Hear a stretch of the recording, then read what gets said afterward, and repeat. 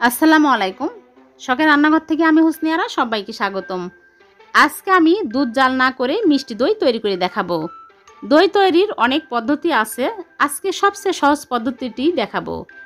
আমার দেখানো পদ্ধতি ট্রাই করলে যে কেউ এমন পারফেক্ট মিষ্টি দই বানাতে পারবেন। আশা করি আমার আজকের রেসিপিটি সবারই খুব ভালো লাগবে। ভালো লাগলে প্লিজ চ্যানেলটিকে সাবস্ক্রাইব করবেন। তাহলে চলুন মূল পর্বে চলে যাই। চুলায় জাল করা ছাড়াই মিষ্টি দই বানিয়ে দেখাবো। এজন্য প্রথমে একটা মিক্সিং বোলে নিয়ে নিচ্ছি একদম ফুটন্ত গরম পানি 2.5 কাপ, আর দিয়ে দিচ্ছি গুঁড়া দুধ 1 কাপ। যে কোনো ব্র্যান্ডের গুঁড়া দুধ নিলেই হবে। এখন ভালো করে মিক্স করে নিব। তারপরে দিয়ে দিচ্ছি চিনি 1/3 কাপ। চিনি দিয়ে চিনি নেড়েচেড়ে চিনি গলিয়ে নিতে হবে। আর জর্দা রং দিয়ে দিচ্ছি সামান্য পরিমাণে, তাহলে সুন্দর একটা কালার আসবে। আপনারা চাইলে ক্যারামেল তৈরি করে নিতে পারেন। আজকে আমি যেহেতু চুলায় জাল করা ছাড়াই দই বসাবো, এজন্য ক্যারামেল তৈরি করলাম না। দেখুন অনেক সুন্দর কালার আসছে। এখন এখানে আমি টক দই নিয়েছি 1/2 কাপ, আগে পানি ঝরিয়ে নিয়েছি। এখন ভালো করে একদম স্মুথ করে ফেটিয়ে নিতে হবে। আপনারা চাইলে মিষ্টি দই নিতে পারেন। এখন সবগুলো দই বীজ এই দুধের মধ্যে ঢেলে দিচ্ছি। হালকা কুসুম আছে, দিয়ে নেড়েচেড়ে ভালো করে মিক্স করে নিব।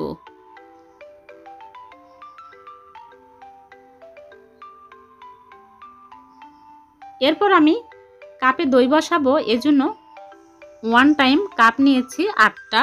এই কাপের মধ্যে সবগুলো দুধ ঢেলে নিচ্ছি। আপনারা চাইলে মাটির পাত্রে অথবা সিরামিকের কোনো পাত্রেও দই জমাতে পারেন।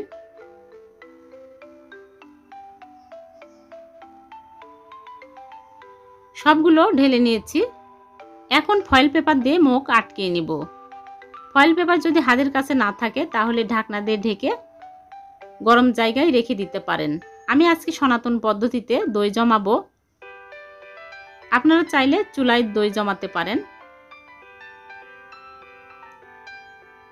একটা হটপট নিয়েছি, এই হটপটের মধ্যে সবগুলো কাপ বসিয়ে দিচ্ছি।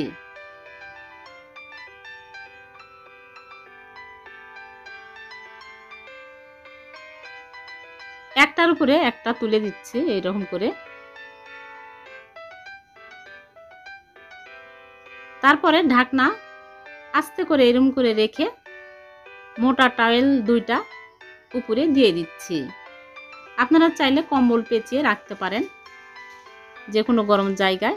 আমি 5 ঘন্টা পর ফিরে আসব। ফিরে আসলাম 5 ঘন্টা পর। এখন দেখাচ্ছি দইটা কত সুন্দরভাবে সেট হয়েছে।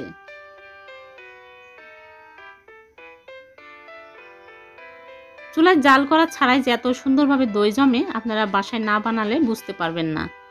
দেখুন আমি দেখাচ্ছি আপনাদেরকে, উপর করলেও পড়ছে না। এখন কেটে দেখাচ্ছি কত সুন্দর হয়েছে। আশা করি আমার আজকের রেসিপিটি সবারই খুব ভালো লেগেছে। ভালো লাগলে লাইক দিবেন, আর এরকম নতুন নতুন রেসিপি পেতে আমার চ্যানেলটিকে সাবস্ক্রাইব করে রাখবেন। আবার দেখা হবে নতুন কোনো রেসিপিতে। সে পর্যন্ত ভালো থাকবেন। আল্লাহ হাফেজ।